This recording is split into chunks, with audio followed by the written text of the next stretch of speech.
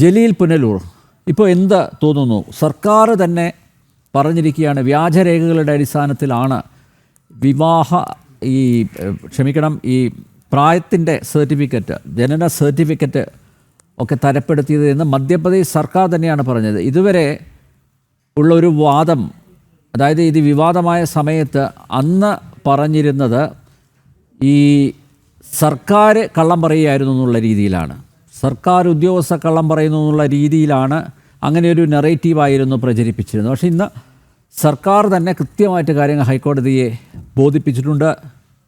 എന്ത് തോന്നുന്നു ഇപ്പോൾ? അല്ല, ഇതൊരു 2.5 മാസങ്ങൾക്ക് മുമ്പ് ഈ വിഷയമുണ്ടായപ്പോൾ ഇതേ ഫ്ലോറിൽ നമ്മൾ വളരെ ദീർഘമായി 2-3 ദിവസം ചർച്ച ചെയ്തതാണ്. അന്നും ഞാൻ എന്റെ നിലപാട് പറഞ്ഞതാണ്. ഇത് രാജ്യത്തെ നിയമ വ്യവസ്ഥയ്ക്കുള്ളിൽ നിന്നുകൊണ്ട് പ്രായപൂർത്തിയായ 2 ആളുകൾ വിവാഹം കഴിച്ചതാണ്. അവരുടെ ജാതിയോ മതമോ ഒക്കെ പിന്നീട് ചർച്ച ചെയ്യാം. ആ വിവാഹത്തിൽ ഏതെങ്കിലും തരത്തിലുള്ള ക്രമക്കേടുകൾ രജിസ്റ്ററിൽ നടന്നിട്ടുണ്ടെങ്കിൽ ബന്ധപ്പെട്ട ഉദ്യോഗസ്ഥർ സമാധാനം പറയേണ്ടി വരുമെന്ന് ഞാൻ പറഞ്ഞിട്ടുണ്ട്. ഇവിടെ ഇപ്പൊ പറയുന്നു മധ്യപ്രദേശ് സർക്കാർ ഹൈക്കോടതിയെ എല്ലാ വിവരങ്ങളും ധരിപ്പിച്ചിട്ടുണ്ടെന്ന്. അത് മാത്രമേ താങ്കളിൽ നിന്ന് ഞാൻ കേട്ടിട്ടുള്ളൂ. പക്ഷെ ഞാൻ ഒന്ന് അങ്ങോട്ട് പറയാം. കേരള സംസ്ഥാന സർക്കാർ അല്ലെങ്കിൽ കേരള DGP ഈ പെൺകുട്ടിക്ക് പ്രായപൂർത്തി ആയ കുട്ടിയാണെന്നും ആ നിയമവ്യവസ്ഥയ്ക്കുള്ളിൽ നിന്നുകൊണ്ടാണ് ഈ വിവാഹം നടന്നത് എന്നുള്ള തരത്തിൽ കൃത്യമായ അഫിഡവിറ്റ് ബഹുമാനപ്പെട്ട ഹൈക്കോടതി സമക്ഷം കൊടുത്തിട്ടുള്ളതായിട്ടാണ് എനിക്ക് വാർത്തകളിൽ കാണാൻ സാധിച്ചത്. എഫിഡവിറ്റ് കൊടുത്തത് ഇപ്പോൾ മധ്യപ്രദേശ് സർക്കാർ പറയുന്ന വ്യാജ രേഖകൾ ഹാജരാക്കിയപ്പോഴാണ് അത്തരത്തിലുള്ളൊരു എഫിഡവിറ്റ് കൊടുത്തത്. അതായത് സംസ്ഥാന സർക്കാരിനെയും തെറ്റിദ്ധരിപ്പിച്ചു എന്നല്ലേ മനസ്സിലാക്കേണ്ടത്? അല്ലാതെ ഈ കേരള സർക്കാർ അല്ലെങ്കിൽ DGPയുടെ കീഴിൽ പ്രവർത്തിക്കുന്ന ഉദ്യോഗസ്ഥ യഥാർത്ഥ കാര്യം പറഞ്ഞു എന്നാണോ?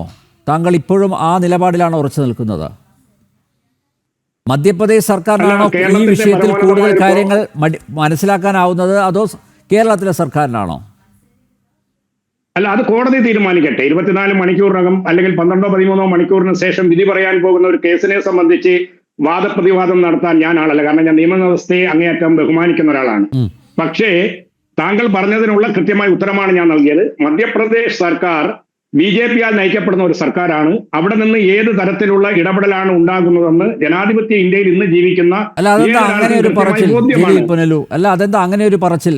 BJP ഭരിക്കുന്ന സംസ്ഥാനങ്ങളിലൊക്കെ നിയമവിരുദ്ധമായിട്ടാണോ ഇടപെടുന്നത്? അതെന്താ അങ്ങനെ പറഞ്ഞു വെക്കുന്നത്? തീർച്ചയായിട്ടും സത്യസന്ധമായിട്ട് ഇടപെടുന്ന ഒരേ ഒരു സർക്കാർ കേരളത്തിലായിരുന്നു ഉണ്ടായിരുന്നത്, ഇടതുമുന്നണി സർക്കാർ. അങ്ങനെയായിരിക്കും താങ്കളുടെ ഭാഷ്യം അല്ലേ? അല്ല, ബഹുമാനപ്പെട്ട സുപ്രീം കോടതി പോലും പല പ്രാവശ്യം നിയമവിരുദ്ധമായിട്ടാണ് സർക്കാരുകൾ പ്രവർത്തിക്കുന്നതെന്ന് കൃത്യമായി വിരൽ ചൂണ്ടിയ സർക്കാരുകളാണ് UP-യിലെയും മധ്യപ്രദേശിലെയും സർക്കാരുകൾ എന്നുള്ളത് താങ്കൾക്കും ഒരുപക്ഷെ താങ്കളുടെ മനസ്സാക്ഷിക്കും അതിനെ സംബന്ധിച്ചൊന്നും കൂടുതൽ ചർച്ചയ്ക്ക് പോകേണ്ടതായിട്ടില്ല. അങ്ങനെ പറഞ്ഞു പോകരുത്.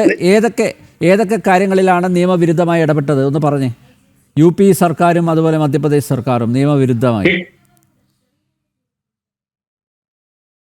ഏത് വിഷയത്തിലാണ് വിരുദ്ധമായി ഇടപെട്ടത്, അല്ല നിയമവിധേയമായി ഇടപെട്ടത് എന്ന് ചോദിക്കുന്നതാണ് കൂടുതൽ കാര്യം. 1000-ഓളം കേസുകളാണ് വടക്കേ ഇന്ത്യയിൽ ബുൾഡോസർ രാജിന്റെ പേരിൽ. ഇന്ത്യ രാജ്യത്തെ നിയമവ്യവസ്ഥയ്ക്ക് വിധേയമായിട്ടാണോ യോഗി സർക്കാർ ബുൾഡോസർ രാജ് നടപ്പിലാക്കുന്നത്? അപ്പൊ അതിനെതിരായിട്ട് സുപ്രീം കോടതി വിരൽ ചൂണ്ടിയിട്ടുണ്ട്. 1000-ൽ പരം പരാതികളാണ് അതുമായി ബന്ധപ്പെട്ടിട്ട് പോയിട്ടുള്ളത്. അപ്പൊ അത് ധാർഷ്ട്യമാണ്, ഭരണകൂടത്തിന്റെ ഹുങ്കാണ്. ഇപ്പോഴും അവിടെ ബുൾഡോസർ വെച്ച് ഇടിക്കുന്നുണ്ട്. പാവപ്പെട്ടവരുടെ വീടുകളെല്ലാം ഇടിച്ചു നിരത്തുന്നത് ആരുടെ വീടുകളാണെന്ന് താങ്കൾക്ക് നന്നായിട്ട് അറിയാലോ അല്ലേ? ചങ്കുറപ്പുള്ള ഒരു സർക്കാരുണ്ട് അവിടെ, ഒരു മുഖ്യമന്ത്രിയുണ്ട്. ആ മുഖ്യമന്ത്രിക്ക് ഒരു നിലപാടുണ്ട്, ഒറ്റ നിലപാടേ ഉള്ളൂ. നോക്കൂ, ഇതിനേക്കാൾ വലിയ സാഹസികതയും വീരത്വവും ശൂരത്വവും പറഞ്ഞ ആളുകൾ നൂറ്റാണ്ടുകളിലൂടെ ഭരണം നടത്തിയിട്ടുണ്ട്. ബ്രിട്ടീഷുകാർ, അവരും പറഞ്ഞിട്ടുണ്ട് ഞങ്ങൾ വീരന്മാരാണ്. നിർദാക്ഷിണ്യം കൊന്നു തള്ളിയിട്ടുണ്ട്. ധീരദേശാഭിമാനികളെയും സ്വാതന്ത്ര്യ സമര പോരാളികളെയും പട്ടിയെപ്പോലെ തല്ലി ഓടിച്ചിട്ടുണ്ട്. ആ കാലഘട്ടത്തിൽ താങ്കളെ പോലുള്ള അവതാരകർ അന്നും ഇത് പറഞ്ഞപ്പോൾ ഇനിയും ഒക്കെ തകർന്നടിഞ്ഞ ഒരു ലോകത്താണ് താങ്കളും ഞാനും ഒക്കെ ജീവിച്ചിരിക്കുന്നത്. പ്രത്യേകിച്ച് ഇന്ത്യയെ പോലൊരു രാജ്യത്ത് ഒരാളെയും ഒരു പരിധിക്കപ്പുറം 77-ലെ അടിയന്തരാവസ്ഥ കാലത്തെ കുറിച്ച് എന്നേക്കാൾ കൂടുതൽ താങ്കൾക്കറിയാം. ഇന്നത്തെ യോഗിയേക്കാൾ ഒരുപക്ഷെ ക്രൂരമായി ഇടപെട്ട ഇന്ദിരാഗാന്ധി അവസാനം എവിടെ എത്തി, അവരുടെ അന്ത്യം എന്തായി എന്ന് രാജ്യം കണ്ടതാണ്.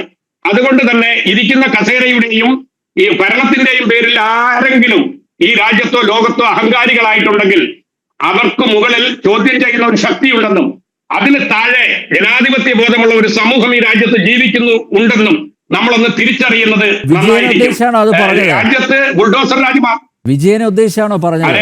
വിജയനെ ഉദ്ദേശിച്ചാണോ ഇപ്പൊ പറഞ്ഞത്? അല്ല, വിജയന് വിഷയത്തിൽ പരൽമീനുകളാണ്, വൻ സ്രാവുകളുണ്ട്. അത് ഒരുപക്ഷെ അനിൽ നമ്പ്യാർജിക്ക് കാണുന്നതിന് പരിമിതികൾ ഉണ്ടാകാം. പക്ഷെ രാജ്യത്തെ, പ്രത്യേകിച്ച് കേരളത്തിലെ വിദ്യാസമ്പന്നതയും സാക്ഷരതയും ഒക്കെ കൂടിയ ഒരു സംസ്ഥാനമാണെന്ന് താങ്കൾ അംഗീകരിക്കുന്നത് കൊണ്ട് കേരളത്തെ പോലെയുള്ള ഒരു ജനസമൂഹം അത് കൃത്യമായി തിരിച്ചറിയുന്നുണ്ട്. ഒന്നുകൂടി ഞാൻ താങ്കളോട് പറയാം, ഈ ബാലവിവാഹത്തെ സംബന്ധിച്ചും ബാലികമാരോടുള്ള ഒടുങ്ങാത്ത സ്നേഹത്തെക്കുറിച്ചും ഒക്കെ ഇനിയിപ്പോ എനിക്ക് ശേഷം അനിൽ വിളയിൽ സാറൊക്കെ വളരെ ഘോരഘോരം പ്രസംഗിക്കുമെന്ന് എനിക്കറിയാം. നിങ്ങളുടെ ചരിത്രത്തിൽ ആദ്യത്തെ കഴക്കൂട്ടം MLA, മുൻ കേന്ദ്രമന്ത്രി, ഇതേ സമൂഹത്തിൽപ്പെട്ട ആദിവാസി പെൺകുട്ടികൾക്ക് ഒരു മിഠായി കൈകൊണ്ട് കൊടുക്കാൻ പോലും ഇന്നും ഫ്യൂഡൽ ജാതീയ വ്യവസ്ഥ മനസ്സിൽ പേറുന്ന ഒരു കഥ കേരളം കണ്ട സായാഹ്നത്തിലാണ് നമ്മൾ ചർച്ചയ്ക്കിരിക്കുന്നത്. മറന്നു പോകരുത്. ഇതൊന്നും പിണറായി വിജയന്റെ കാലത്തുണ്ടായിട്ടില്ല. അല്ല, മറ്റേത് തരത്തിൽ നമ്മൾ ന്യായീകരിച്ചാലും അതൊന്നും ഒരു ന്യായീകരണം. MLA-യുടെ ഭാഗത്ത് നിന്നുണ്ടായ അപരാധം എന്താണാവോ? അതുകൂടി ഒന്ന് പറഞ്ഞാൽ പ്രേക്ഷകർ കൂടി അത് കേൾക്കട്ടെ. എന്താണാവോ അദ്ദേഹം ഞാൻ പറഞ്ഞല്ലോ, കാത്തിരിക്കുന്ന പിഞ്ചു മക്കൾക്ക് മുമ്പിൽ ഒരു മിഠായി വലിച്ചെറിഞ്ഞു കൊടുക്കുന്ന ഒരു മുൻ കേന്ദ്രമന്ത്രി. ഒരു വിഷ്വലെങ്കിലും താങ്കളൊന്ന് കാണിച്ചു തന്നെ എനിക്ക്. വലിച്ചെറിയുന്ന ഒരു വിഷ്വൽ കാണിച്ചു തന്നു കഴിഞ്ഞാൽ ശ്രീ ജലീൽ പുനലൂർ പറയുന്നത് എന്തു ഞാൻ ചെയ്യും. കഴക്കൂട്ടം MLA വി മുരളീധരൻ താങ്കൾ പറഞ്ഞ കുട്ടികളുടെ മുന്നിൽ മിഠായി വലിച്ചെറിയുന്ന ഒരു ദൃശ്യം താങ്കൾ എനിക്കൊന്ന് കാണിച്ചു തന്നെ. ഒരു ദൃശ്യം മതി. വലിച്ചെറിയാന്ന് പറയുന്ന മലയാള ഭാഷയുടെ അർത്ഥം താങ്കൾക്ക് ഞാൻ പറയുന്നത് മനസ്സിലാവുന്നുണ്ടോ? ദയാദാക്ഷിണ്യത്തോടുകൂടി പിഞ്ചു മക്കൾ, എന്റെയും താങ്കളുടെയും പിഞ്ചു മക്കൾ അതുപോലെ സമാനമായവർ കൈ നീട്ടിയപ്പോൾ സ്വാഭാവിക നിലയിൽ ഞാനും താങ്കളും ഒക്കെ ചെയ്യുന്നത് ഇന്നാ മക്കളെ എന്ന് പറഞ്ഞത് കൊടുത്ത് തലയിൽ ഒരു ചുംബനം കൊടുക്കും. ഒരു കേന്ദ്രമന്ത്രിയിൽ നിന്നും പ്രത്യേകിച്ച് ഒരു നവ MLA-യിൽ നിന്നുമൊക്കെ പൊതുജനം പ്രതീക്ഷിക്കുന്നത് അത് തന്നെയാണ്. ഇത് താങ്കൾക്ക് ആഹ്ലാദിക്കാവുന്ന ഒരു കാര്യം കൂടി ഞാൻ പറഞ്ഞുതരാം. ഇതിന് ശേഷം പ്രസംഗിക്കുന്നവർക്കും അറിയാം, പശു ഗോമാതാവാണ്. പക്ഷെ ഇന്നലെ നമ്മുടെ ബഹുമാനപ്പെട്ട കേന്ദ്ര വാണിജ്യ മന്ത്രി പീയൂഷ് ഗോയൽ ഒമാൻ സർക്കാരുമായിട്ട് ഒരു കരാറിൽ ഒപ്പിട്ടിട്ടുണ്ട്. ഗോയൽ ഹലാൽ ഉൽപ്പന്നങ്ങൾ എന്ന് പറഞ്ഞാൽ തുപ്പുന്ന നമ്മൾ കെ സുരേന്ദ്രനും PC ജോർജും അടക്കമുള്ളവർ, അതേ തുപ്പുന്ന ഭക്ഷ്യ വിഭവങ്ങൾ ഇന്ത്യയിൽ നിന്നും ഒമാനിലേക്ക് കൊടുക്കുന്നതിന് എല്ലാ അർത്ഥത്തിലും ഞങ്ങൾ ഉറപ്പുവരുത്തുമെന്ന് രണ്ട് സർക്കാരുകൾ തമ്മിൽ കരാർ ഒപ്പിട്ട ഒരു രാത്രിയിൽ കൂടിയാണ് നമ്മൾ ഇന്ന് ചർച്ച നടത്തുന്നത്. അപ്പൊ അധികാരത്തിലെത്താൻ വേണ്ടി ഏത് മതത്തിൽപ്പെട്ടതായാലും ഒരമ്മയുടെയും ഒരച്ഛന്റെയും വാത്സല്യനിധികളായ ഒരു പ്രായം വരെ താലോലിച്ച് വളർത്തിയ പെൺമക്കളെ ഇത്തരത്തിലുള്ള നരാധമന ആരായാലും പ്രേമിച്ചു കൊണ്ടുപോകുന്നതും ആ മാതാപിതാക്കൾ കണ്ണീരണിയിക്കുന്നതിനും വ്യക്തിപരമായി ഞാൻ എതിരാണ്. അതിനോട് അത് ഞാൻ തുറന്നു പറഞ്ഞിട്ടുണ്ട്. ഗാന്ധിയുടെ വിഷയത്തിലും എന്റെ നിലപാട് അത് തന്നെയാണ്. ഒന്ന് ഞാൻ ഉറപ്പിച്ച് പറയുന്നു, മതത്തിന്റെ പേര് പറഞ്ഞ് പ്രളയം നടിച്ച് ഇസ്ലാമിലേക്ക് ആളെ കൂട്ടേണ്ട ഒരാവശ്യവും ഇസ്ലാമിലില്ല എന്ന് കുറച്ച് ഇസ്ലാം പഠിച്ച ആളെന്നുള്ള നിലയിൽ എനിക്ക് പറയാം. മറ്റൊന്നും കൂടി പറയുന്നു, ഇസ്ലാമിക വ്യവസ്ഥ പ്രകാരം ഈ തരത്തിൽ പ്രളയം നടിച്ച് പെൺകുട്ടികൾ കൊണ്ടുവരുന്നതോ പാരിതോഷികങ്ങൾ നൽകി ഇസ്ലാമിലേക്ക് ആളെ കൊണ്ടുവരുന്നതോ അറബിയിൽ പറഞ്ഞാൽ ഹറാമാണ്, മലയാളത്തിൽ പറഞ്ഞാൽ നിഷിദ്ധമാണ്. എനിക്ക് കൃത്യമായി ബോധ്യപ്പെടണം, പഠിച്ച് ഉൾക്കൊണ്ട് ഹൃദയം കൊണ്ട് എതിരേറ്റ് ഇത് സത്യമാണെന്ന് തോന്നിയാൽ ഈ പറയപ്പെടുന്ന പെൺകുട്ടിക്കും വരാം, അല്ലാതെ അഖിലേക്കും ആ പെൺകുട്ടിക്കും വരാം. അതല്ലാത്ത രീതിയിലുള്ള ഒരു ഇടപാടും താങ്കൾ പറഞ്ഞ ഈ ഹറാമായിട്ടുള്ള അല്ലെങ്കിൽ ഇസ്ലാമിന് നിഷിദ്ധമായിട്ടുള്ള കാര്യങ്ങൾ ചെയ്ത എത്ര പേരെ നിങ്ങളുടെ മതത്തിൽ നിന്ന് പുറന്തള്ളിയിട്ടുണ്ട്? ഇസ്ലാമിൽ നിന്ന് പുറത്താക്കാൻ ഞങ്ങൾക്ക് ആർക്കും അധികാരമില്ല, അത് ദൈവത്തിന്റെ പണിയാണ്. അല്ലാത്തവരെയൊക്കെ പുറത്താക്കുന്നുണ്ട്, അല്ലാത്തവരൊക്കെ ഭ്രഷ്ട് കൽപ്പിക്കുന്നുണ്ട്, അതൊക്കെ നടക്കുന്നുണ്ടല്ലോ ഇല്ലേ? ഇല്ല, ആരെയും പുറത്താക്കാൻ ആർക്കും അധികാരമില്ല. അങ്ങനെ ആരെങ്കിലും മാറ്റി നിർത്തുന്നുണ്ടല്ലോ സി ദിലീപ്. കേരളത്തിൽ തന്നെ എത്ര പേരെ മാറ്റി നിർത്തുന്നുണ്ട്? ഇപ്പൊ താങ്കൾ പറഞ്ഞ പോലെ മതത്തിൽ നിന്ന് ഒരുപക്ഷെ പുറത്തുപോകാനാവില്ല, പക്ഷേ നിങ്ങളുടെ മതപരമായിട്ടുള്ള ഒരു കാര്യത്തിലും ഇടപെടുവിക്കാതെ മാറ്റി നിർത്തിയ നിരവധി ഉദാഹരണങ്ങൾ നമ്മുടെ കൺമുമ്പിലില്ലേ? അത് പ്രാദേശികമായി സംഘടനകളുടെ നിയമാവലി ആയിരിക്കാം. മുജാഹിദും സുന്നിയും സംഘടനകൾ ഇസ്ലാം മതത്തിൽ നിന്നും പള്ളി കമ്മിറ്റികളൊക്കെ ഭ്രഷ്ട് നിരവധി ഉദാഹരണങ്ങളില്ലേ? ഈ പറഞ്ഞ പോലെ ഹറാമായിട്ടുള്ള, ഇസ്ലാമിന് ഹറാമായിട്ടുള്ള അല്ലെങ്കിൽ നിഷിദ്ധമായിട്ടുള്ള ഈ മതപരിവർത്തനം മാത്രമല്ലല്ലോ, അവിടെ കൊണ്ടുപോയത് എവിടെയാ? ഐസിസിലേക്കൊക്കെ കൊണ്ടുപോയവരൊക്കെ ഇപ്പോഴും ഇസ്ലാമാണെന്ന് പറഞ്ഞ് ഊറ്റം കൊള്ളുന്നില്ലേ? അവർക്കെതിരെ ഒരു ചെറുവിരൽ അനക്കാൻ നിങ്ങളുടെ മത മേധാവികൾക്ക് സാധിച്ചിട്ടുണ്ടോ? ഉണ്ടോ? മുസ്ലിമായി പിറന്ന ഒരാളും ICS അല്ല ISS പോലെയുള്ള ഭീകര പ്രസ്ഥാനങ്ങളുമായി ബന്ധപ്പെടില്ല. ലോകത്തുള്ള 35 ലക്ഷത്തോളം മുസ്ലിങ്ങൾ സംഗമിക്കുന്ന അറഫ സംഗമമുണ്ട് ഈ പെരുന്നാളിന്റെ തലേന്ന്.